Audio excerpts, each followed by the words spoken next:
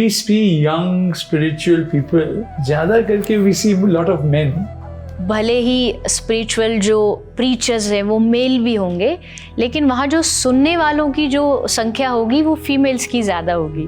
तो मेरे लिए दो सबसे बड़े चैलेंज थे, एक तो फीमेल, सेकंड एज बहुत कम थी, तो कोई भी इतना ज़्यादा गंभीरता से नहीं लेता था, बहुत हल्के में ले लेते थे। तो 7 साल की उम्र में आपने जब कथा की तो सुनने वाले बैठे हुए थे? भगवान की कृपा से उसी पहली कथा में लगभग 10,000 लोग आए। So how do you stay in that state of devotion or bhakti 24/7? संग जो है वो हमारी लाइफ में एक बहुत बड़ा इम्पैक्ट करता है। भक्ति में ये पावर होती है, it transverse the energy. How do you see ज्ञान and सेवा in light of bhakti? भक्ति का असली रूप है जाहि विधि राखे राम ताहि विधि रहिए। भक्त के लिए या स्पिरिचुअल आदमी के लिए बेस्ट मंत्र है जैसी हरी इच्छा।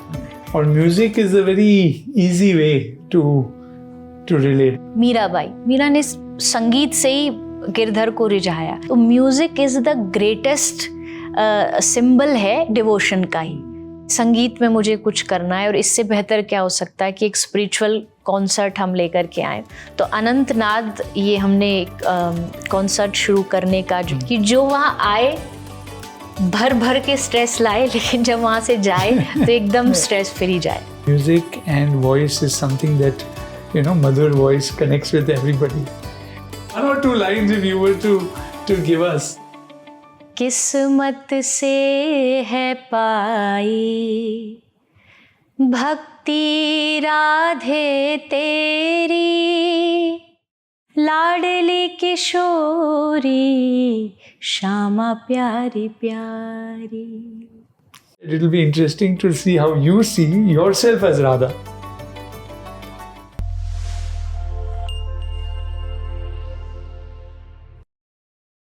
जब हमने थिंक राइट पॉडकास्ट पहले शुरू किया था तो हमारी कोशिश यही थी कि हम ऐसे लोगों के साथ बात करें जो लोगों का जो की सोच है, जिनके थॉट्स हैं वो इससे ट्रांसफॉर्म कर सकें कि पॉजिटिव थॉट्स आएँ और जिनसे वो पूरी लाइफ जो है अपनी बदल सकते हैं। और जेट सिंथेसिस में भी हम ऐसे काफ़ी यंग लोगों के साथ जुड़ते हैं जो क्रिएटर्स हैं स्पोर्ट्स की दुनिया में, वीडियो गेमिंग के दुनिया में, म्यूज़िक की और एंटरटेनमेंट की दुनिया में। पर आज हमारे साथ जो एक गेस्ट हैं, बहुत ही स्पेशल गेस्ट हैं। She is not only young, she is a preacher, she is a Krishna bhakt, she is a very renowned singer and really privilege to have with us here Devi Chitralekha ji. आपका बहुत बहुत वेलकम है थिंक राइट पॉडकास्ट पे और thank you for being here. आप वृंदावन से आए हैं और आपकी जो स्पिरिचुअल जर्नी है तो 6 साल की उम्र से ही शुरू हुई थी और आज हम सीखेंगे आपसे कि आपकी खुद की जर्नी और देश की जो युवा है और स्पेशली भारत में द लार्जेस्ट यूथ पॉपुलेशन हमारे देश में है, उनके लिए आप एक रोल मॉडल तो हैं ही, पर उनके लिए आप क्या मैसेजेस छोड़ सकते हैं? तो आज हमारी पॉडकास्ट में ऐसे ही बातें करेंगे जो यंग पीढ़ी के साथ रेजोनेट हो।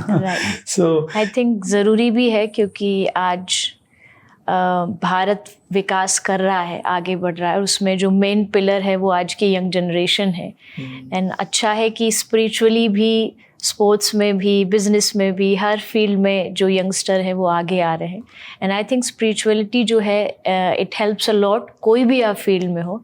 तो इवन आई होप कि जो भी आज हम बात करेंगे, जो भी हमें सुनेगा, यंगस्टर जो सुनेंगे, उनको कुछ ना कुछ अच्छा मिले लाइफ में जो वो इम्प्लीमेंट कर सके। नहीं, बहुत बहुत बढ़िया। सो मे बी शुरू के लिए वी कैन स्टार्ट विद आपकी खुद की जर्नी क्योंकि आप स्पिरिचुअलिटी के दुनिया में कैसे आई और आपकी लाइफ की थोड़ी जर्नी आप अगर हमें बोल सकते हैं तो उससे इंस्पिरेशन। जी आई थिंक क्या होता है कि कभी कभी कहते हैं ना कि यूनिवर्स सब कुछ प्लान करके रखता है, तो वो चीज़ मेरी लाइफ में हुई क्योंकि I was born in Vrindavan. So Vrindavan में एक अलग ही एटमॉस्फेयर है, वहाँ की वाइब्रेशन, वहाँ आध्यात्मिक लोग, संतों का रहना घर घर में है। वहाँ बच्चा भी जब जन्म लेता है तो सबसे पहले उसको पोएम्स की जगह भजन सुनाए जाते हैं, वही उसे बुलाया जाता है। तो मेरी फैमिली में भी बचपन से ही बहुत वातावरण भक्ति में रहा। मेरे जो गुरु थे, मेरी जो इनिशिएशन है, दीक्षा है, वो 5 साल की एज में हो गई थी। तो तब तक तो पता भी नहीं होता गुरु क्या होता है, बट वहाँ का जो ऑरा, परिवार का जो एटमॉस्फेयर, उसने बहुत हेल्प किया। एंड स्टार्टिंग से आई थिंक, कहते ना कि कभी कभी आपका पिछले जन्म में कुछ रह जाता है एंड अगले जब आप जन्म लेते हो तो वो कंटिन्यू हो जाता है जहाँ आप छोड़ते हैं, क्योंकि ये एजुकेशन स्पिरिचुअल एक ऐसी एजुकेशन है जहाँ आप छोड़ोगे नेक्स्ट टाइम आपको वहीं से स्टार्ट करनी होती है वो जर्नी। तो वो भी एक बहुत बड़ा पार्ट रहा। बचपन से ही मुझे बहुत इंटरेस्ट था कि मैं भी माइक लेके बोलूँ कुछ। मेरे पेरेंट्स बताते कि जब बचपन में टॉय की जगह मैंने कीबोर्ड चुना। खेल में भी एक फेक माइक बना के बच्चों को बिठा लेना कि आओ मैं तुम्हें कुछ सुनाऊं। तो ये सारी चीज़ें कहीं ना कहीं जुड़ती चली गई। और सबसे बड़ी बात, गुरु जो मेरे थे उनका सानिध्य मिला। और ब्रज वृंदावन जो है वो संतों का गढ़ है, संतों का खजाना है। तो संतों का आशीर्वाद बचपन से मिला, चीज़ें जुड़ती चली गई, इंटरेस्ट उस तरफ बढ़ता चला गया। और 7 साल में पहली श्रीमद् भागवत कथा मैंने शुरू करी। तो 7 साल की उम्र में आपने जब कथा की तो सुनने वाले बैठे हुए थे? हाँ, उस समय आई थिंक वो पहली कथा थी एंड फैमिली थोड़ी डरी हुई थी। मेरे जो गुरु हैं उन्होंने कहा नहीं, कथा करनी है 7 डेज। उससे पहले 1-2 दिन का किया था, 7 डेज में। बट फैमिली इसलिए राजी होगी क्योंकि वो जो जगह वृंदावन के पास है और वो बिल्कुल जंगल जैसा है, तो उनको लगा कोई आएगा ही नहीं, तो नहीं भी बोल पाई तो चलेगा। लेकिन भगवान की कृपा से उसी पहली कथा में लगभग 10,000 लोग आए। 10,000 लोग? हाँ, और आप 7 साल की उम्र 7 साल की, और पूरे एरिया, पूरा गांव, छोटे छोटे गांव थे, तो गांव के लोग, मीडिया आ गई, क्योंकि उस समय एक तो बच्चा कथा कर रहा है एंड सेकंड फीमेल है, तो दोनों चीज एक उनके लिए एक जादू जैसा कुछ था, तो मेला जैसा लग गया। तो वो बहुत ही, मुझे लगता है कि भगवान ने शायद उस चीज के लिए चुना था, इसीलिए वो यात्रा जो है वहीं से कंटिन्यू हुई। और आज आप, अगर आपके वो 7 साल खुद को देखते हैं तो आपके दिमाग में उस समय क्या चल रहा था, और अब देखते तो कैसे चेंज करती थी आपको? अभी भी जब कभी कभी अपनी वीडियोस पुरानी जो फर्स्ट कथा की है वो मैं देखती हूँ तो मतलब खुद में ही बिलीव नहीं होता, यकीन नहीं होता। शायद ये भी था कि उस समय इनोसेंस था। जैसे लोग कहते कि नर्वसनेस हो जाती है, उस समय कुछ नहीं था, क्योंकि कुछ मैच्योरिटी थी नहीं, पता ही नहीं था। बस ये था मजे करने हैं, बैठना है, गाना अच्छा लगता है तो गाना है, बोलना अच्छा लगता है बोलना है। आज उसको कंपेयर करेंगे तो उस समय शायद एनर्जी भी बहुत थी, एक नई चीज भी थी जीवन में। अंतर इतना ज़रूर है कि उस समय वो उस चीज़ को शायद इतना समझ नहीं पाते थे। अब उस चीज़ को मैच्योरिटी जैसे जैसे बढ़ती गई तो समझ आया कि एक बहुत बड़ी रिस्पॉन्सिबिलिटी है, क्योंकि आप जब एक व्यासपीठ पे बैठते हैं, जहाँ हम कथा करते हैं उसको व्यासपीठ बोलते हैं, तो वहाँ अगर 50,000 आदमी आया तो 50,000 आपसे एक एक्सपेक्टेशन लेके आता है कि आप जो बोल रहे हो वो आपकी लाइफ में भी एग्जैक्ट आप जीते हो या नहीं। और यही रीज़न है कि जब कोई इस आध्यात्म की तरफ जो व्यक्ति रहता है उसकी पर्सनल लाइफ पे भी हम बहुत ज़्यादा ध्यान देते हैं, कैसे खाता है, क्या पहनता है, क्या लग्जरी लेता है। तो वो सारी चीज़ें बहुत बड़ी रिस्पॉन्सिबिलिटी है कि आप एक ऐसा मैसेज ना दे दें लोगों को, क्योंकि इससे लोगों की श्रद्धा जुड़ी हुई है, और श्रद्धा एक बार टूट गई तो उसको जोड़ना बहुत ही ज़्यादा मुश्किल है।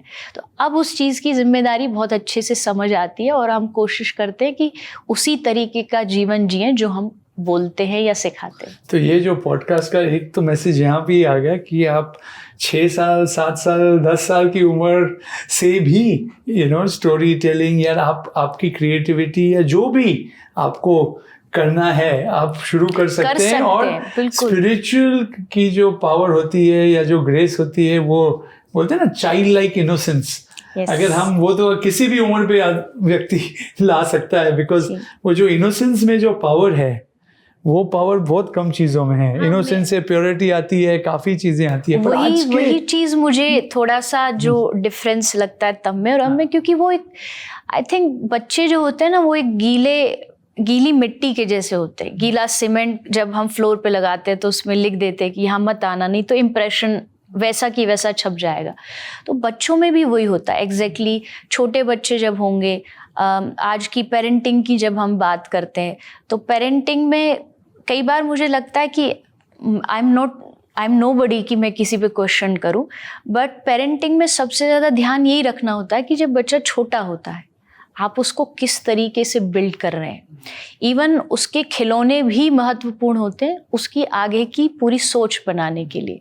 जैसे कई पेरेंट्स होते हैं बच्चों को छोटी छोटी गन्स ला के दे देते हैं, वो टॉय है बट वो जाके उन्हीं पेरेंट्स के सर पे रखता है, वो खुश होते हैं, हंसते हैं, बट वो एक नेगेटिव इम्पैक्ट उसकी लाइफ में डालता है। एंड सेकेंड थिंग, मेरी लाइफ से अगर मुझे लगे कि हर एक बच्चा एक यूनिकनेस लेके पैदा होता है। अगर शायद मेरे पेरेंट्स कहते कि नहीं तुम्हें तो 90% मार्क्स ही लाने हैं, साइंस में ही लाने हैं, तो आज मैं यहाँ नहीं होती, वो कथा और ये सब चीज़ें नहीं कर पाती। तो हर एक बच्चा का एक अलग कलर है, एक अलग खुशबू है, उसको पेरेंट्स को भी समझना पड़ता है, उसके आसपास के लोगों को जिस चीज़ में उसका इन्वॉल्वमेंट है, इंटरेस्ट है, उसमें उनको इनकरेज करना चाहिए। वही आपने कहा ना कि जो संस्कार लेके जो आते हैं बच्चे, वो और जो पेरेंट्स और जो टीचर सोसाइटी जो है वो समझ के अगर वो बच्चा वो कर पाता है तो उसकी जर्नी काफ़ी जल्दी शुरू हो जाती है in the right direction. And then of course आपके तो लाइफ में कृष्ण भगवान तो आ ही गए तो वो जर्नी कैसे शुरू हुई? The love for Krishna and the whole Radha Rani, the entire जो जिससे आप जाने जाते हो, love for Krishna. I think क्योंकि the place I was born, Vrindavan, वहाँ हर गली, हर मोहल्ला, इवन आप पेड़ पत्तों पर भी आपको हर जगह राधा राधा लिखाई देगा। लाइक इंटरव्यू से पहले हमने बोला कि हम राधे राधे की मतलब पहचान है कि ये वृंदावन वाला है, राधा नाम ले रहा है तो ये वृंदावन से ही आया होगा। तो ब्रज जो है, वृंदावन जो है, बेसिकली वो राधा और कृष्ण के प्रेम की भूमि है, राधा कृष्ण के प्रेम की धरती है। तो आप वहाँ अगर जन्म ले लेते हो तो आप अपने आप ही कृष्ण से जुड़ जाओगे, आप राधा रानी के नाम से जुड़ जाओगे, आपके मुख पर उनका, जिह्वा पे उनका नाम रहता है, आप कंटिन्यू उनका जाप करते रहते हो। तो वो चीज़ वहाँ की मिट्टी में ही खुशबू है, वहाँ के पानी में ही ये एक तरीके का कह सकते हैं कि प्रेम और भक्ति जो है वो मिलके ही आती है। तो वो चीज़ें मुझे मिली बचपन से ही। और राधा कृष्ण तो अब मतलब जीवन का ये भी नहीं कह सकते कि एक हिस्सा है, मुझे लगता है वही जीवन है। अगर ये बात जो जितना जल्दी समझ जाए कि आप किसी भी टाइम पे, नॉट जस्ट राधा कृष्ण, अगर आप किसी में भी बिलीव करते हो, आप शिव में करते हो, आप देवी में करते हो, आप भगवान राम में करते हो, एक ऐसा सेंटर पॉइंट होना चाहिए आपकी लाइफ में कि जहां आप पूरी तरीके से उन पे डिपेंडेंट हो सको। जस्ट लाइक कि हमारे लाइफ में भी हमें एक मेंटोर चाहिए होता है, या कभी एक ऐसा आदमी चाहिए होता है, हमें पता है इमरजेंसी में इसको तो कॉल लगा ही सकते हैं, ये तो हमें हेल्प कुछ ना कुछ कर ही देगा। और कई बार मैं कथाओं में भी बोलती हूँ कि अगर आपकी एक लोकल MP MLA इनसे भी अगर थोड़ी सी पहचान होती है तो आप बड़े गर्व में चलते हो कि वो तो हैं, कभी भी कुछ भी होगा संभालेंगे। तो वैसे ही अगर आपकी लाइफ में एक ऐसा मालिक हो, राधा कृष्ण हो, भगवान राम हो, शिव हो, कि ये मेरी लाइफ का मालिक है, कि अब जब भी कभी मुझे लगेगा लड़खड़ाया तो ही इज़ देयर संभालने के लिए, होल्ड करने के लिए। तो मुझे लगता है राधा कृष्ण मेरे जीवन के वो सेंटर पॉइंट है जिनसे जीवन शुरू होता है और अंत भी उनसे ही होता है। तो वो जीवन का एक हिस्सा है। और चैंटिंग एंड कीर्तन करना, that strengthens that bond, right? वो जो बॉन्ड जो है, वो नाम बार बार लेके वो जो बॉन्ड स्ट्रेंथन होता है, वो ब्रेन केमिस्ट्री वगैरह साइंटिफिकली भी प्रूवन है, राइट? क्योंकि आप जब किसी को बार बार याद करते हो, याद करने से आपके भीतर उनके कुछ लक्षण भी आने लगते हैं। आप देखना, जो भगवान श्री कृष्ण के भक्त होंगे, जो उनका नाम ज़्यादा चांट करते होंगे, उनके बिहेवियर में भी कृष्ण के जैसी थोड़ी चंचलता होगी। भगवान राम के जो भक्त होंगे वो अगर राम राम नाम जाप कर रहे हैं तो उनके भीतर बहुत गंभीरता होगी, क्योंकि भगवान राम गंभीर थे। तो इसका मतलब ये है कि जब आप उनका नाम लेते हैं तो उनके सारे लक्षण, उनके गुण वो आप में आने लगते हैं और आपका फेथ भी बढ़ता है। बहुत सारे लोग कहते हैं ना, भगवान के लिए अपना फेथ को इंक्रीज कैसे करें। सिंपल कि आपको कंटिन्यू उनका नाम जो है उसको जाप करते रहना। आप जितना उनका नाम चांटिंग करेंगे आप उनके नज़दीक जाओगे। और हम कहते भी हैं कि जितना आप याद करते हो, याद का उल्टा है दया। आप यहाँ से याद करोगे, वहाँ से भगवान की दया होनी शुरू हो जाएगी, भगवान कृपा करना शुरू कर देंगे। और music is a very easy way to relate, because music सबको पसंद आता है। एंड इन म्यूजिकली अगर आपने भगवान के नाम से याद किया तो लोग ज्यादा कनेक्ट होते हैं, क्योंकि वो डबल एनर्जी हो जाती है। आई थिंक कि एक तो संगीत है ही ऐसा जो आपके दिल को छूता है। उस संगीत में अगर भगवान जुड़ जाए, मीरा ने संगीत से ही गिरधर को रिझाया। उनके पास एक तारा होता और वो दिन रात बस पद गाती थी। सूरदास जी, उन्होंने संगीत से और अपने अष्ट कवि हुए हैं। सूरदास जी वन ऑफ देम थे। 8 कवि हुए, उन सब ने भी, कुंभन दास, चतुर्भुज दास, ये सब गा के इन्होंने भगवान को खुश किया, प्रसन्न किया। तो music is the greatest symbol है डिवोशन का ही। अगर आप डिवोशनली थोड़ा इवॉल्व होना चाहते तो आपको इन सब चीज़ों में, जैसे भगवान का संकीर्तन हो गया, भजन हो गए, या जो पुराने लोगों ने लिखे उनको पद बोलते हैं, पद हो गए, उनसे आप अपने आप कनेक्ट फील करते हो। और खासकर जो अच्छे भक्तों ने लिखे, जैसे मीराबाई का आप पद गाओ, आप अगर उनका पद गाते हो तो अपने आप आपके भीतर चाहे 1 सेकंड के लिए आए, बट वो भाव आएगा ज़रूर। वो अलग बात है कि बाहर की जो एनर्जीज हैं वो फिर से आ जाती हैं, फिर हम भूल जाते हैं, बट उसके शब्दों में इतना ताकत है, या शब्दों में इतनी भक्ति है कि वो आपको टच करेगा। संगीत में इतना पावर है कि वो आपको टच करेगा। तो आई थिंक म्यूजिक बहुत बड़ा एक माध्यम बन सकता है भगवान से जुड़ने। तो आपने कहा कि वो 1 मिनट छोटे समय के लिए आता है, फिर से हम जुड़ जाते हैं, फिर से वो होता है। तो उसका कोई इजी हल है कि कॉन्स्टेंटली जुड़ते रहना? बिकॉज वो जो फीलिंग होती है जी, वो बाकी चीज़ों में वो फुलफिलमेंट नहीं मिलता है, यू नो। तो how do you stay in that state of devotion और भक्ति 24/7?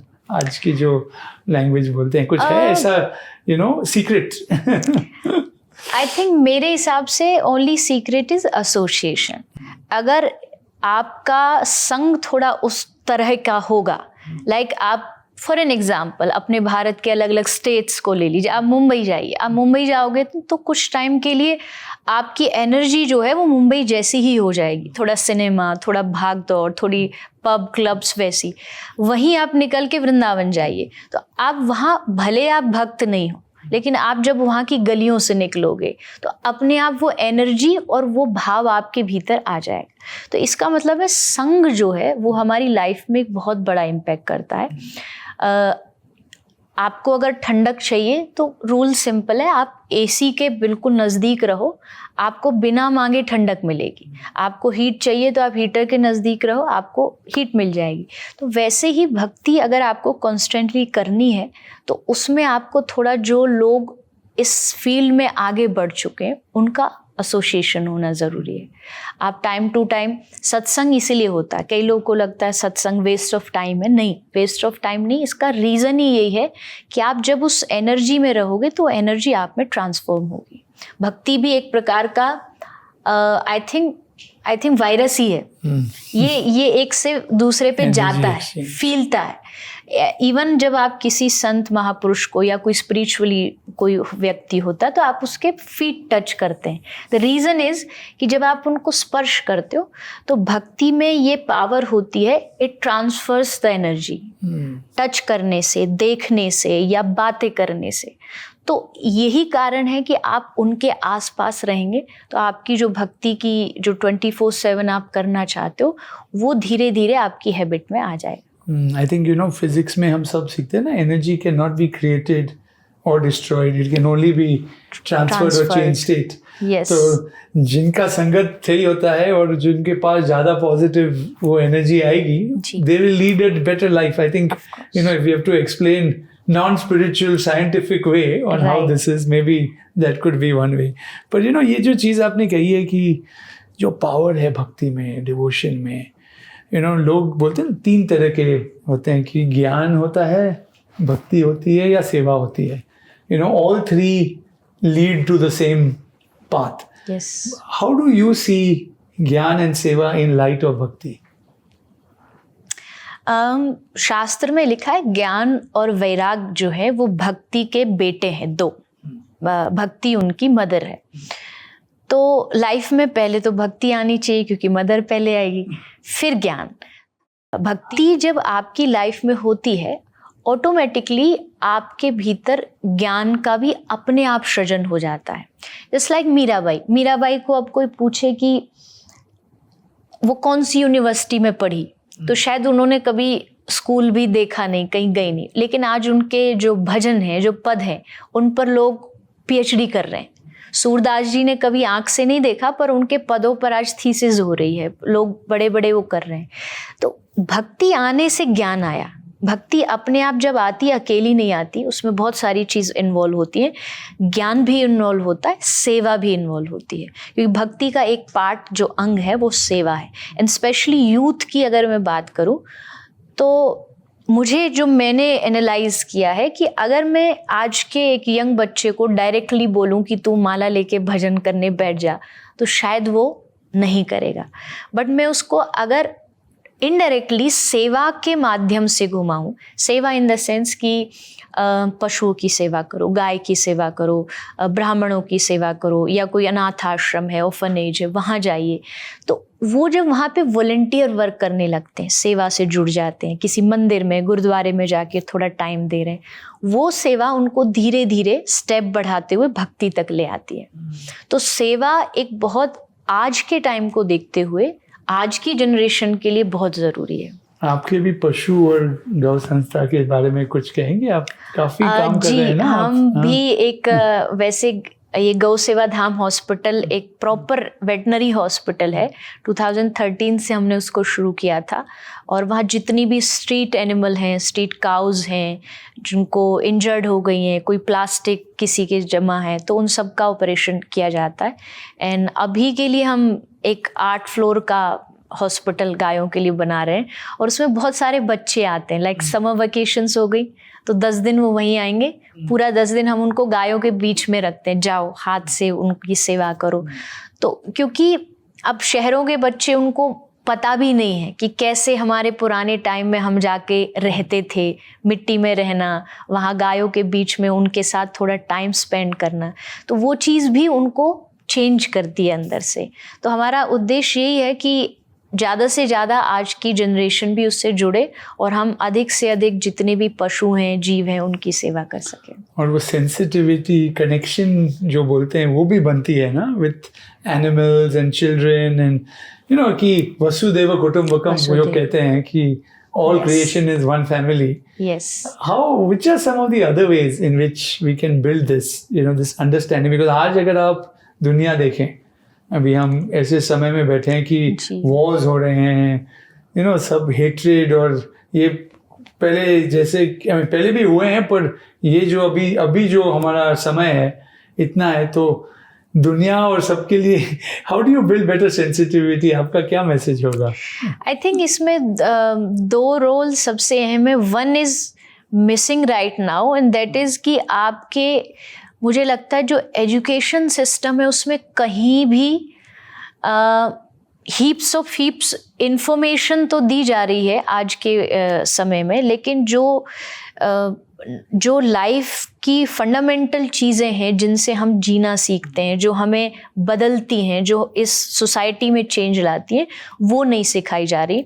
हमें स्कूल में कुछ ऐसा नहीं. अच्छा, पहले के जो, अगर आप हिंदी सरकारी स्कूलों की बात करते हैं या हिंदी नॉर्मल प्राइवेट स्कूल भी, तो उसमें जो पहला निबंध हिंदी में होता था, तो उसी में लिखा होता था गाय का निबंध लिखिए, गाय का एस्से लिखा जाता था, गाय हमारी माता है, ये है। तो उसमें बचपन से ही बच्चे को थोड़ा थोड़ा जाओ, रोटी खिला के आओ, छत पर जाके कुछ बर्ड्स हैं उनको कुछ दाना डाल दो, गर्मी हो रही है थोड़ा पानी रख दो। तो ये सारी चीज़ें घर में दादी नानी पेरेंट्स सब सिखाते थे। अब लाइफस्टाइल चेंज हो गई है, अब पेरेंट्स के पास भी टाइम नहीं है क्योंकि उन्हें खर्चा है लाइफ में इतनी सारी चीज़ों का, जॉब भी करनी है, मदर भी बाहर है, फादर भी बाहर है। बच्चे, ये कहते हुए मुझे बहुत दुख आता है, बट आज के टाइम में मुझे लगता है पेरेंट्स बच्चों को एक आईपैड दे देते हैं और कहते हैं कि अब तू इसको सिखा जो सिखाना है। तो अब उनके पास ये चीज़ें, जो सेंसिटिविटी आती है, जो संवेदनशीलता एक बच्चे में आनी चाहिए, हम में आनी चाहिए, वो तभी आएगी जब हमारा आसपास का वातावरण आध्यात्मिक होगा। आप कभी भी देखिए, आध्यात्मिक जो लोग होंगे उनके बीच में वॉर नहीं होगी। वॉर कभी तभी होती है जब लोगों में समझ की कमी होती है, और समझ इसलिए कम है क्योंकि उनकी लाइफ में आध्यात्मिकता नहीं होती। तो हमें इसका रेशो थोड़ा बढ़ाना होगा। हमें ऐसे कुछ चीज़ों को लेकर के हर शहर में कुछ ऐसे सेंटर्स होने चाहिए। आप जहाँ भी इंटरेस्टेड हो आप वहाँ जाइए, थोड़ा बच्चों की क्लासेस होनी चाहिए। बच्चों के साथ साथ आज की, मुझे लगता है जिस तरीके का सिचुएशन है, पॉलिटिशियंस की भी क्लासेस होनी चाहिए जहाँ हम बैठ कर के कुछ अच्छी चर्चाएं कर सकें, अच्छी बातों की चर्चा कर सकें।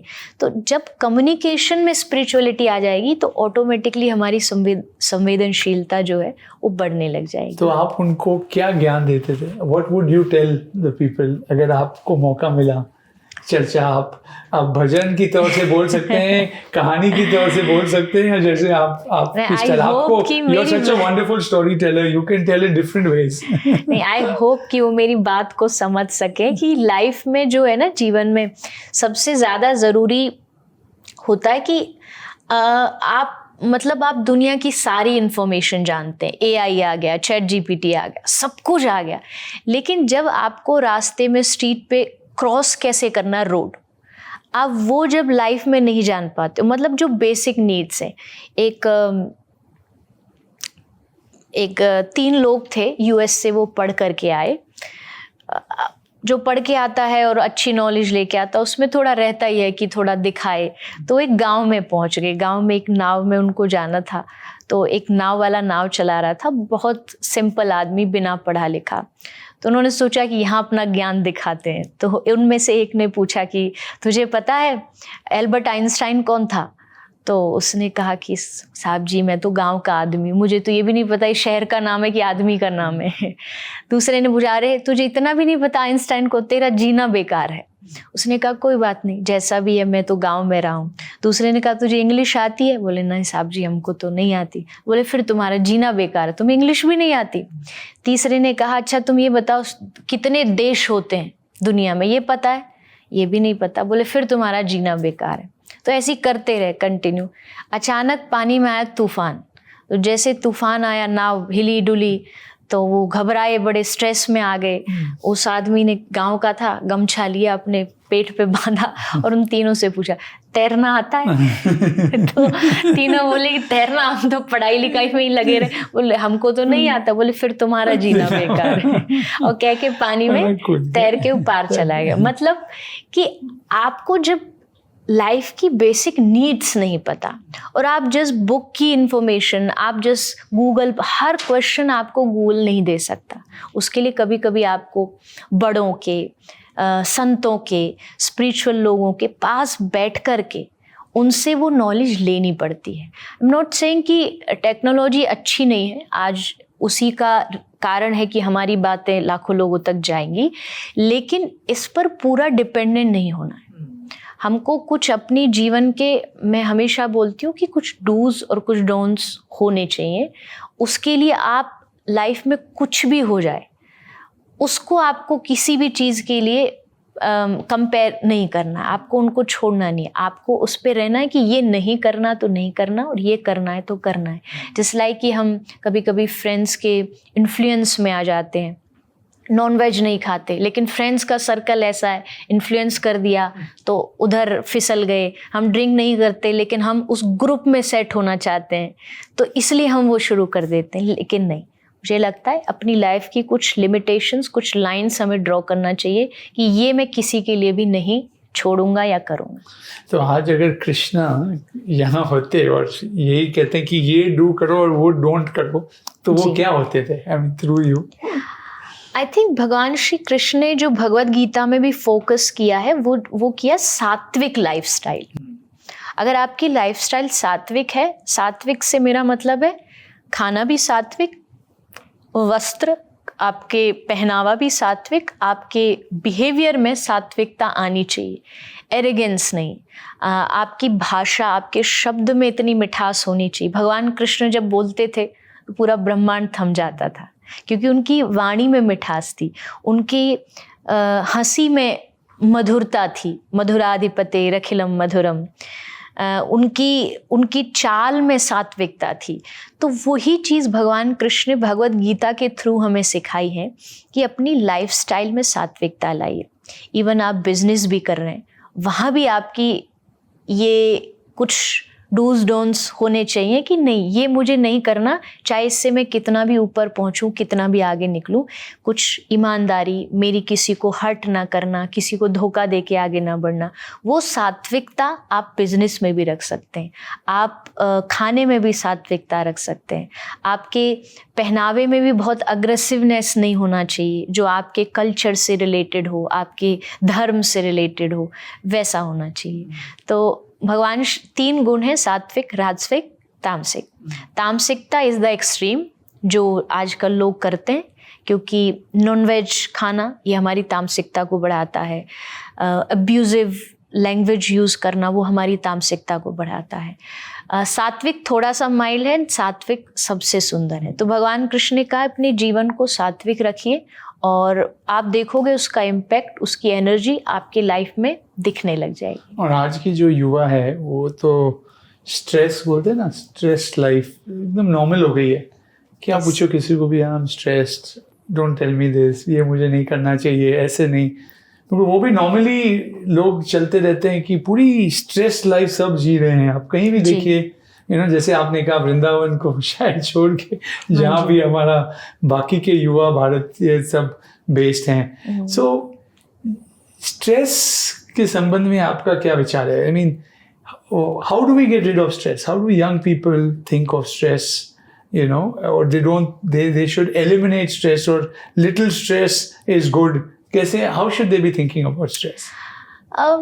I think स्ट्रेस एक ऐसा वर्ड बन गया है आज, स्ट्रेस, डिप्रेशन, एंजाइटी। पहले ये वर्ड पता भी नहीं थे, खासकर भारत के लोगों को, कि डिप्रेशन भी कोई बीमारी होती है, एंजाइटी भी कुछ होता है। बट आज हुआ क्या कि जो यूथ है, दे वांट आज़ादी, फ्रीडम, थोड़ी मस्ती, थोड़ा एंटरटेनमेंट, मनोरंजन हो जाए लाइफ में और मस्त रहें, खुश रहें। And it's not a bad thing. बहुत अच्छा है कि आप मस्त रहो, खुश रहो, एंटरटेन रहो, अच्छा खाओ, अच्छा पियो, घूमो। बट द प्रॉब्लम इज कि उन्होंने एंटरटेनमेंट की परिभाषा गलत चुन ली है। डेफिनेशन जो उन्होंने एंटरटेनमेंट के लिए है कि शराब पी लेना, 31st को जा कर के बस कहीं पड़े रहना, कितनी वीडियोज़ आती हैं, सड़कों पर पड़े हैं। और मुझे लगता है कि हर एक आदमी को सुख चाहिए, खुशी चाहिए, आनंद चाहिए। प्रॉब्लम कि वो गलत जगह ढूंढ रहे हैं। खुशी ढूंढ रहे हैं लेकिन गलत जगह ढूंढ रहे हैं, आनंद ढूंढ रहे हैं पर गलत जगह ढूंढ रहे हैं। अगर उसको सही जगह खोजना शुरू कर दें, लाइक आप नाचना चाहते हैं, आप नाचिए, लेकिन जैसा मैंने कहा सात्विक, अच्छी चीज़ों पर नाचिए, अच्छी चीज़ें, अच्छी जगहों पर जाइए जहाँ आपकी लाइफ बेकार ना हो, जहाँ आपके जीवन को अच्छा बनाया जाए, उसको नया शेप दिया जाए, उसको नष्ट बिगाड़ा ना जाए। तो अगर आप अपना उस जगह को सही चुन लेंगे, ढूंढना सही चुन लेंगे, लाइक अभी हम कथाओं की अपनी बात करें, कितनी यंगस्टर्स आते हैं, नाचते भी हैं, कूदते भी हैं, हंसते भी हैं, मज़े से रहते हैं, अच्छा खाते हैं, अच्छी जगह जाते हैं और उनकी लाइफ बोरिंग नहीं है, जो हम लोग समझते हैं कि भाई बड़े बोरिंग रहते, नहीं, उनकी लाइफ में भी सब कुछ है, फैमिली भी है, जॉब भी करते हैं, कुछ पढ़ाई भी करते हैं, लेकिन उस सब के साथ उनकी लाइफ में पॉजिटिविटी ज़्यादा है, इसलिए स्ट्रेस नहीं। स्ट्रेस को कम करने का एक ही तरीका है कि अपनी लाइफ की पॉजिटिविटी बढ़ाई, तो नेगेटिविटी अपने आप लेस हो जाएगी। वो तभी होगी जब आप सही जगह उसको सर्च करेंगे।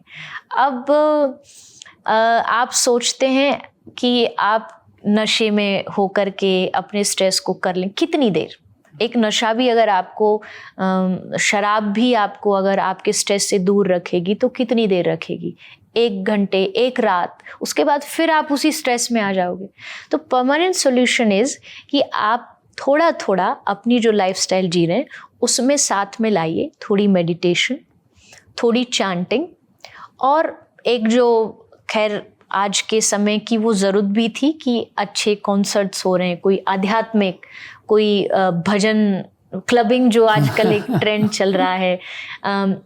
वैसे मैं बहुत ज़्यादा उसके सपोर्ट में नहीं हूँ, बट फिर भी बहुत अच्छा है, क्योंकि आज की जनरेशन किसी भी तरह भगवान से जुड़ रही है, जाती है, वहाँ सब लोग बैठ कर के इंजॉय करते हैं, नाचते हैं, गाते हैं। तो ऐसी अच्छी जगह जाइए जहाँ आपकी लाइफ को नया शेप मिले, और आप अपने आप देखोगे कि जब आप पॉजिटिव ऑरा की ओर बढ़ोगे तो स्ट्रेस आपका जो है वो कम हो जाएगा। अभी आप भी with Jet Synthesis and Warner के जो ग्लोबल म्यूजिक जंक्शन जो राजकुमार जी इसके साथ आप भी वर्क करे, वो आनंदनाद का जो आपका अभी जो 21 सिटीज में आपका प्रोग्राम होगा, हाउ वो कैसे, how will it connect with young people, क्योंकि वो भी एकदम यूनिक प्रपोजल आपने बनाया है। हाँ, उसकी शुरुआत यही थॉट से हुई थी। कथा होती है 7 days, 3 घंटे। तो समटाइम जो आज के बच्चे, उनको लगता है कौन 3 घंटे जाएगा, एंड उसमें प्रवचन भी होगा तो बैठ पाएंगे या नहीं। और म्यूज़िक से वैसे भी मेरा बहुत जुड़ाव बचपन से ही रहा है, तो मुझे लगा कि संगीत में मुझे कुछ करना है, और इससे बेहतर क्या हो सकता है कि एक स्पिरिचुअल कॉन्सर्ट हम लेकर के आएँ, और उससे यंग बच्चे भी जुड़ेंगे, बड़े भी जुड़ेंगे। तो अनंतनाद इसका हमने बैठ कर के सब, राजकुमार जी, वार्नर, सब ने बैठ के बहुत कई महीनों से इसका प्रोसेस चल रहा है। बट हम ये चाहते कि एक बार एक ऐसी चीज़ जाए जो जाते ही सबको कनेक्ट फील कराए उस डिवाइन पावर से, डिवाइन शक्ति से।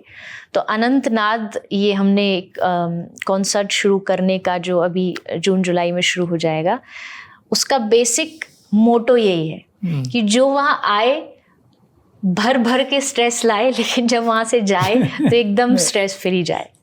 यही उसका उद्देश्य है, उसको एक ऐसी फीलिंग मिले जो हम वृंदावन की बात कर रहे हैं। जब टीम से बैठ के बात हुई तब भी मैंने ये कहा कि मुझे चाहिए कि जो लोग वृंदावन नहीं जा सकते, हम उनके शहर में वृंदावन लेके जाएं। वहाँ का ऑरा, वहाँ की बातें, वहाँ की विजुअल, सब कुछ वृंदावन जैसा हो, ताकि वो अपने शहर में भी वृंदावन का फील ले सके। वहाँ जो भजन्स होंगे, जो मंत्राज होंगे, जो म्यूज़िक होगा, वो बहुत सूदिंग भी होगा। कुछ आज के टाइम को देख कर के थोड़ा नाचना गाना, कुछ उत्सव जैसे ब्रज की कभी होली रखी, राधा कृष्ण के गीत होंगे, तो वो सारी चीज़ उसमें रखी गई है। एंड आई होप कि जो भी उसमें आए, जो भी बच्चे आए, वो जो मनोरंजन क्लब में ढूंढ रहे हैं वो खुशी, वो सुख उन्हें वहाँ मिल कर के जाए। And this is long lasting, it is not something that will go away. और जो आपने बहुत अच्छी तरह से कहा कि जो स्ट्रेस लेके आए और उसे वहीं पे छोड़ के पॉजिटिव एनर्जी के साथ जाएं, and who wouldn't want to feel like that. और क्योंकि एक बार वो जो फीलिंग आ जाती है वो हमको फिर बार बार चाहते हैं। And I think this is the way to get younger people to appreciate the larger things in life through जो मीडियम जो उनकी होती है। सो बट आपने ही कहा था कि music and voice is something that Madhur voice connects with everybody. Your अभी हम जो बात कर रहे हैं ना, I can feel that the sweetness in your voice and the music. One or two lines if you were to give us about this, what would आप अभी आपके जो भी माइंड में आ रहा है आप क्या कहेंगे? जैसा मैंने कहा, हम राधा रानी के उपासक हैं क्योंकि वृंदावन से हैं, तो राधा रानी का एक बहुत सुंदर बाबा भी रिसेंटली टाइम्स म्यूजिक पे एक भजन लॉन्च हुआ, बहुत प्यारी लाइन है उसकी, मैं वो 2 लाइन उसी की गाती। किस्मत से है पाई भक्ति राधे तेरी, लाज बचाए रखना विनती तुमसे मेरी, सारा जीवन तुम्हारी शरण में, ओ मेरी राधा रानी,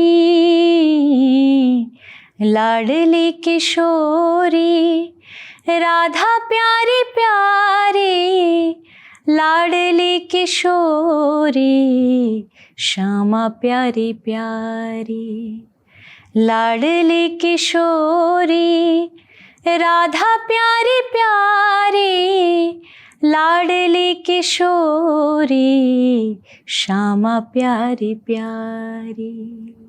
वंडरफुल, ब्यूटीफुल। तो ये राधा रानी को एक समर्पित भाव है, बहुत प्यारा है और ब्रज की याद दिलाने वाला ही भजन है। नहीं, एंड वो जो कनेक्शन जो बनता है ना, जस्ट आप जब when you were just, I fully understand and appreciate जो आप बोल रही थी कि through music, through a sweet voice, how you can deepen that connection, and I hope Anand will bring people to connect in different ways, कि सब लोग उससे जुड़ेंगे एंड उससे एक ही है कि चेंज आए, चेंज आए, नॉट जस्ट कि आकर के खाली चले गए, वहां से कुछ लेकर के जाएं, कुछ सीख करके जाएं। No, absolutely, and I think जो जैसे आप गा रहे थे, मेरे माइंड में यही आ रहा था कि ट्रेडिशनली जब हमने, ऑफ कोर्स स्पिरिचुअलिटी में we have always worshipped women goddesses, female goddesses, and all of that. But when we see young spiritual people, ज़्यादा करके we see a lot of men, by and large, yes, right? But having someone like you and women, जब आप, when you interact with other women, how do they feel? Does what you do, does it empower more women? Does it help women feel stronger? उसके बारे में आपको कुछ विचार है? Yes, definitely, क्योंकि जितनी भी, अगर आप भले ही स्पिरिचुअल जो प्रीचर्स हैं वो मेल भी होंगे, लेकिन वहाँ जो सुनने वालों की जो संख्या होगी वो फीमेल्स की ज़्यादा होगी, तो धर्म में जो इन्वॉल्वमेंट है वो कंपेयर टू मेल फीमेल्स का ज़्यादा होता है। मंदिर में भी देखो आप, कथाओं में भी देखो, तो जब अपने ही जैसा कोई वहाँ बैठ कर के ये बातें बता रहा हो, एंड स्पेशली मैंने जब कथा शुरू की थी तो ये जो कथा का जो क्षेत्र है इसमें फीमेल्स 1 या 2 के बराबर थी, उसके अलावा कोई भी नहीं था। तो मेरे लिए 2 सबसे बड़े चैलेंज थे, एक तो फीमेल, सेकंड एज बहुत कम थी, तो कोई भी इतना ज़्यादा गंभीरता से नहीं लेता था, बहुत हल्के में ले लेते थे। बट फिर धीरे धीरे, कहते ना कि समाज में आपको जगह बनानी पड़ती है, यहाँ कुछ भी चीज़ प्लेट में नहीं मिलती, आपको उसके लिए मेहनत करनी पड़ती है। तो बहुत सारी चैलेंजेस तो आए, बट अब वो टाइम है कि पीपल अप्रिशिएट इट। इवन जो मेल कम्युनिटी है उनको भी, पहले का एक टाइम था शायद जब फीमेल्स इतना आगे बढ़ती थी तो उतना इनकरेज नहीं किया जाता था, फैमिली में भी, सोसाइटी में भी। बट मुझे लगता है कि अब चीज़ें थोड़ी थोड़ी बदली हैं, लोगों को समझ में आया है कि अगर महिलाओं को भी अगर आप चांस देते हैं, थोड़ा सपोर्ट करते हैं, तो वो भी बहुत कुछ आगे कर सकती हैं। हमारी कथा क्षेत्र में महिला आ रही हैं, पॉलिटिक्स में आ रही हैं, स्पोर्ट्स में आ रही हैं, हर चीज़ में जो स्त्रियां हैं, महिलाएं, वो आगे बढ़ रही हैं। And it's a very good thing, क्योंकि दोनों चीज़ों को मैनेज कर रही हैं, घर को भी, परिवार को भी, और बाहर जो उनका काम है उसको भी। तो उससे आगे आने वाली पीढ़ी को भी बहुत हेल्प मिलता है। कितनी कथाओं में बच्चियाँ आती हैं हमें आपके जैसा, और आपको एक अभी भी ये इतना बड़ा दुविधा है कि अगर एक मेल को कथा सीखनी है तो उसके लिए बहुत सारे ऑप्शंस हैं कि वो वृंदावन चले जाए, बनारस चले जाए, बहुत सारे गुरुकुल हैं।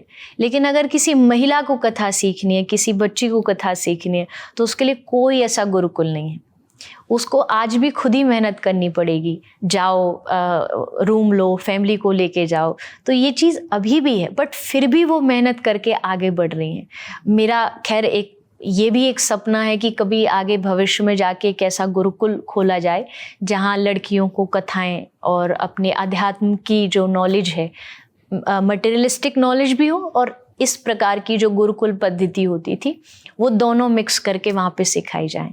तो आई होप कि हम जैसी जो बेटियां हैं जो आगे इस क्षेत्र में बढ़ रही हैं, हम जो बातें बोलते हैं उससे हमारी महिला जो हैं वो कुछ ना कुछ सीखती होंगी और उनको भी अपने लाइफ में आगे बढ़ने का चांस मिलता है। नहीं, हमारे प्रधानमंत्री जी भी कहते हैं युवा और नारी शक्ति, ये दोनों को लेके भारत तरक्की करेगा। 50% ऑफ हमारी पॉपुलेशन इज वुमेन। आज आपने सही कहा कि इतने एरियाज में women can play much larger role. मेरा तो हमेशा मानना है it is the better gender.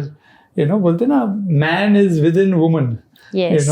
कैसे भी आप देखिए, male is within female, so the man is born thanks to a woman.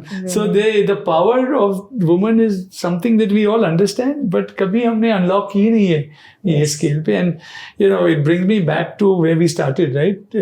Radha, power of woman, right? और आप जो कह रहे थे, instead it will be interesting to see how you see yourself as Radha. अगर आप when you see yourself as Radha, or as you said, young girls, everyone in Vrindavan feels that energy, right? Two things, right? There is one which we say कि surrender completely. आपने बोला कि आप सब उन पे छोड़ दो, but you have to surrender completely, right? Because even कि नहीं, moment मैं आ गया, हमारी ego आ गई और वो surrender नहीं होगा। Other side is strength. So strength sometimes says you want to be individually strong, because how can strong people don't surrender? I'm just giving कि ऐसी thought है। ये young लोगों के लिए बहुत ही confused हो जाते हैं काफ़ी time when we convey this, because you have to go through a journey to come to be able to completely surrender and still feel strong, right? How will you explain that journey? आप young women को कैसे, या anybody, young people को, how would you explain that? I think the best example is Mahabharata.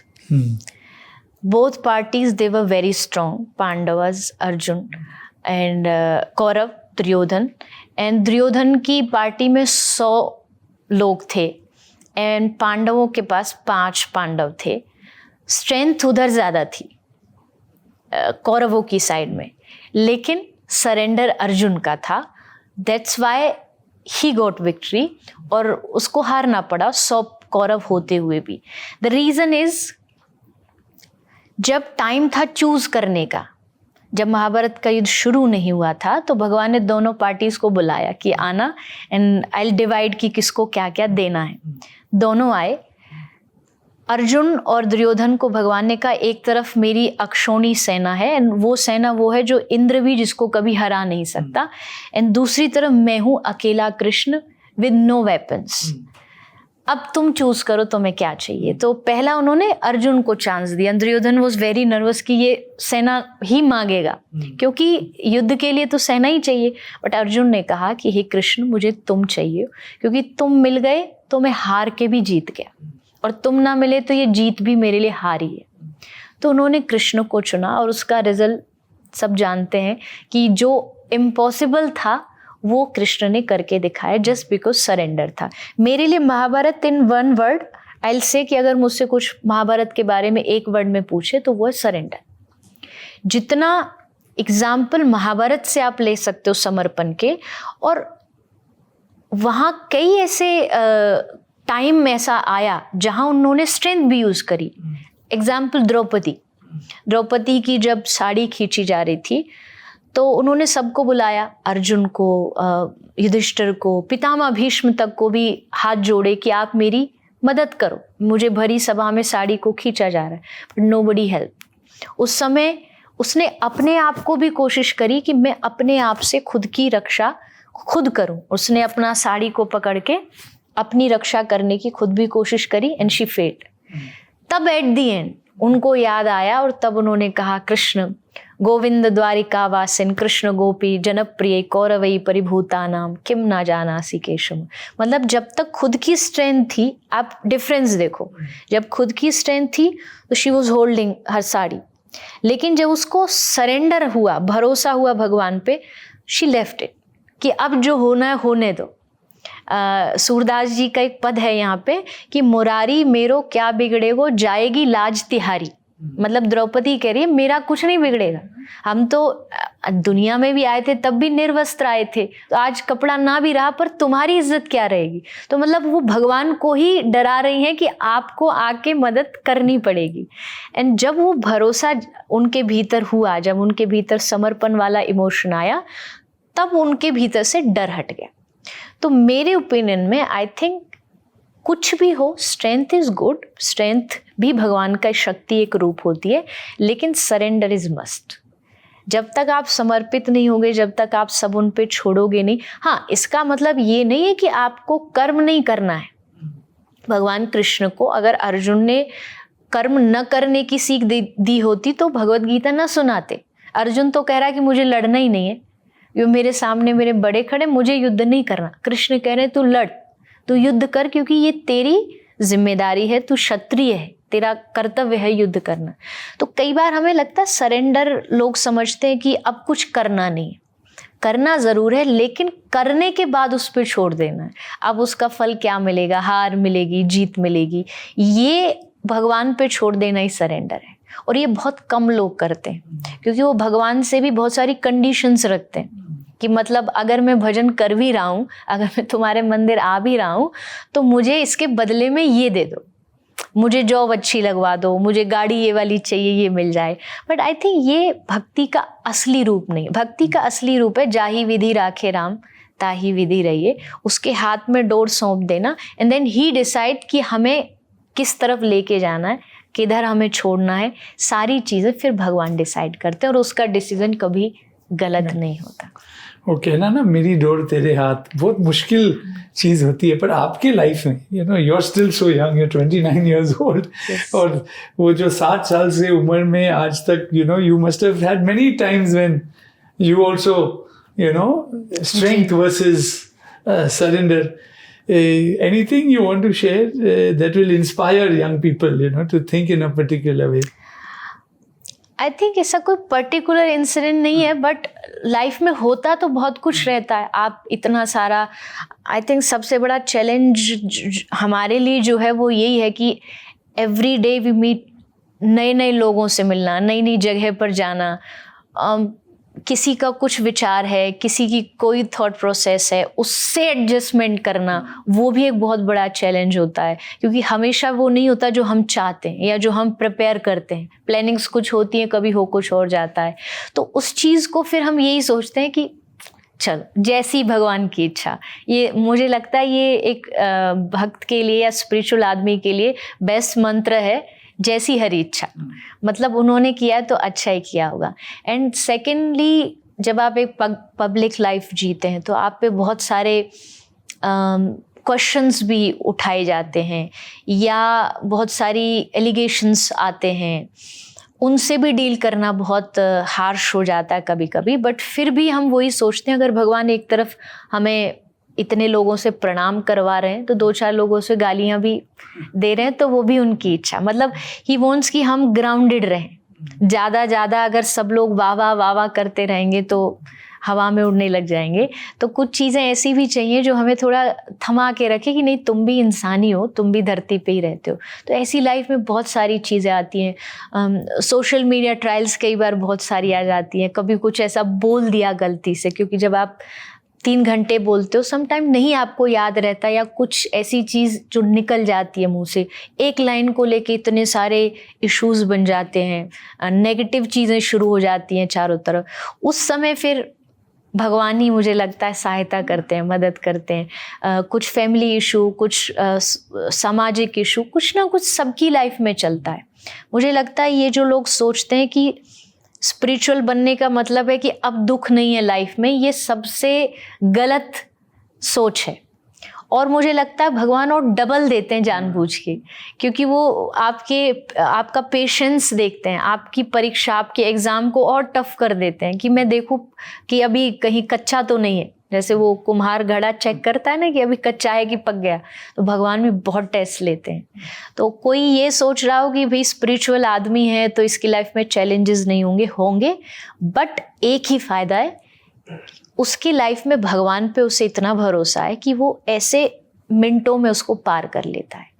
जिसके जीवन में भगवान नहीं है, आध्यात्मिकता नहीं है, उसको इतनी छोटी सी चीज़ बड़ी लगेगी, और जो आध्यात्मिक होगा उसे बड़ी चीज़ भी छोटी सी लग के वो उसको पार कर जाए। और वो ताकत हर इंडिविजुअल में है, that strength of being able to connect to a larger power, and through which you can get this beautiful feeling that no problem is a big problem because you can have the right attitude, you know. और I think young लोगों के लिए बहुत ही important, आपने social media की बात की अभी, जैसे कि you know, because social media में एक लाइक नहीं मिला या ये नहीं मिला, उससे इतनी स्ट्रेस होती है, like जो आप कह रहे हैं, वो भी इश्यूज थोड़ा कनेक्ट होने से you know सॉल्व हो सकती हैं। बिल्कुल होंगे। और ये तो मुझे लगता है कि आजकल क्योंकि सोशल मीडिया भी एक प्रोफेशनल फील्ड बन चुकी है, यहाँ सब लोग व्यूज, लाइक्स, इसके लिए दिन रात मेहनत करते हैं, and that's a good thing कि आपने अपनी लाइफ को एक जगह सेट किया। लेकिन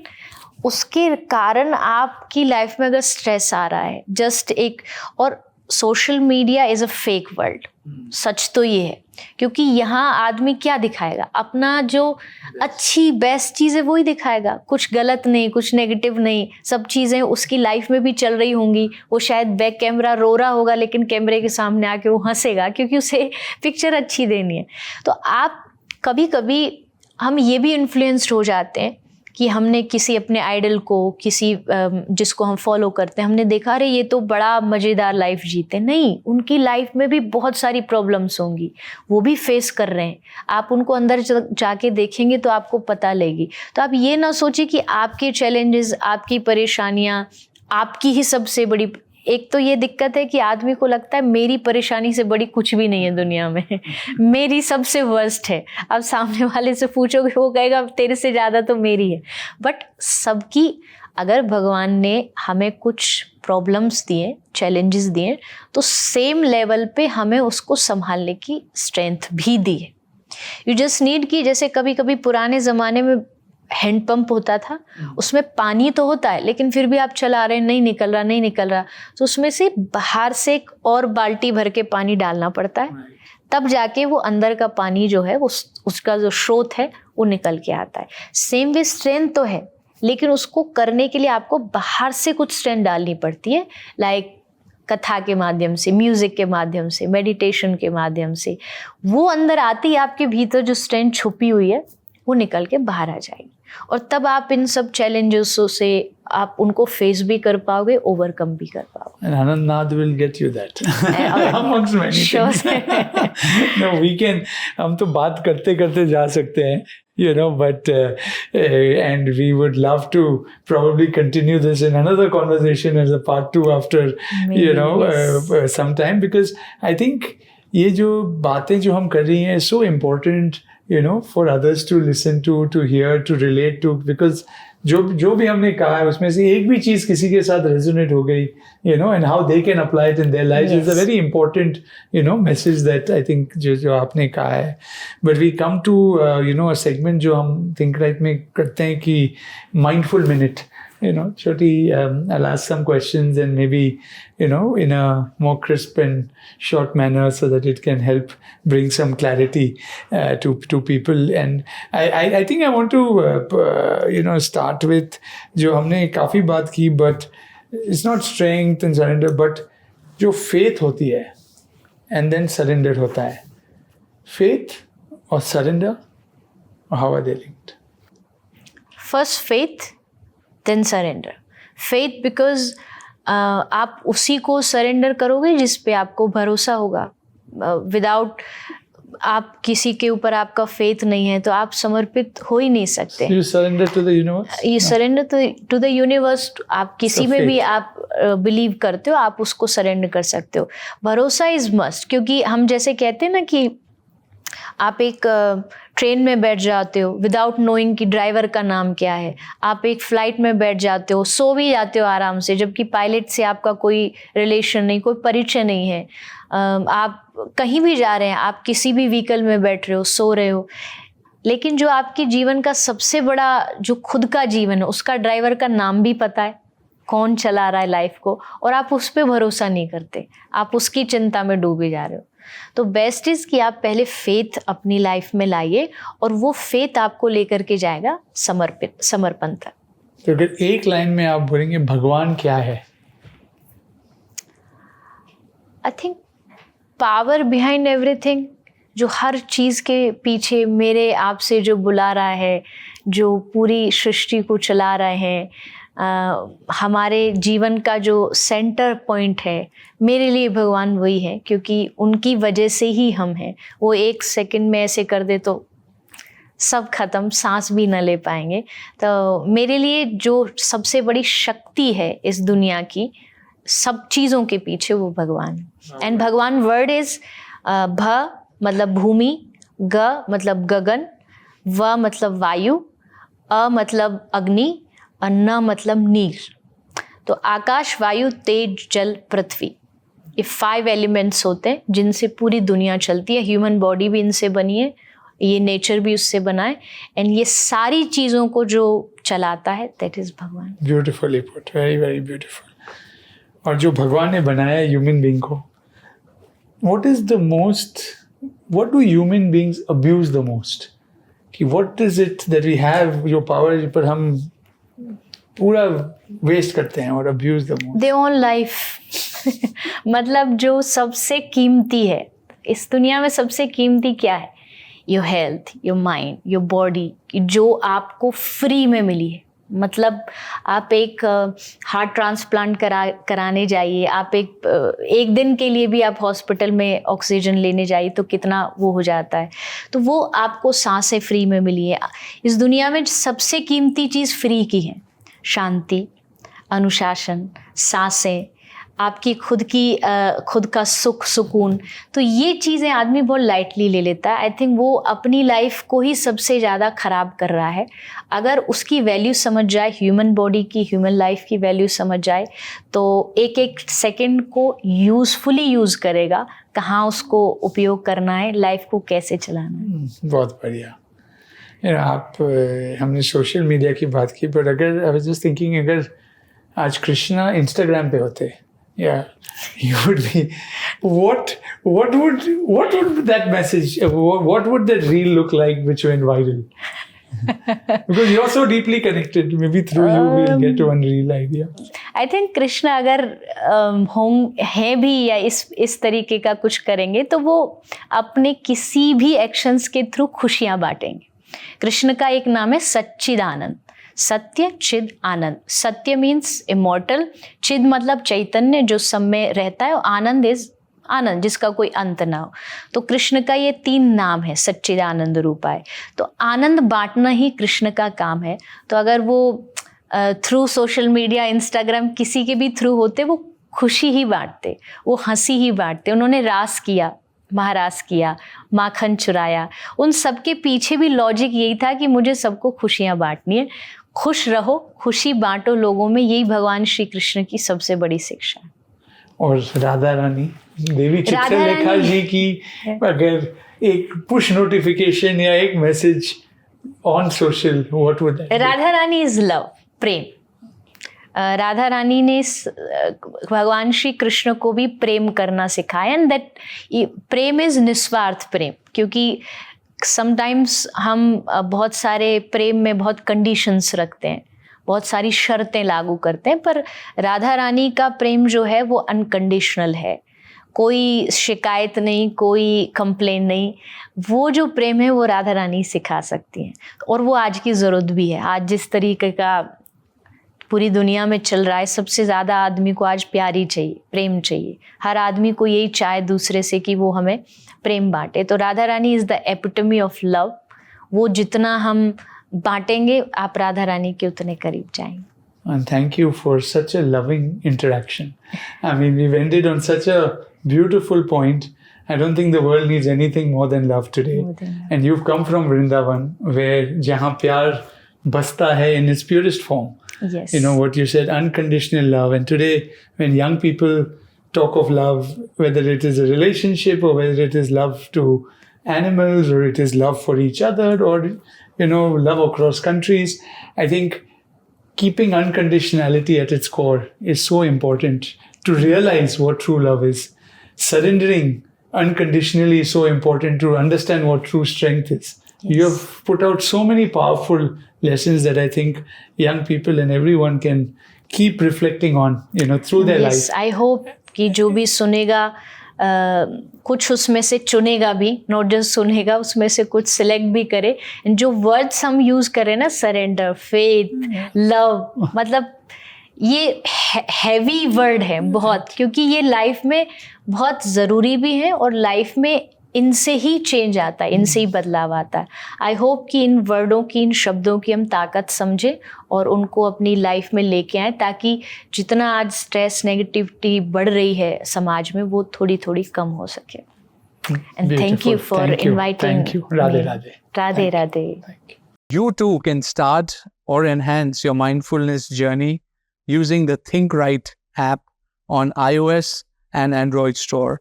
It's got a huge number of daily affirmations, daily journeys, daily meditations that will enable us to hold your hand as you move in this transformative journey of life.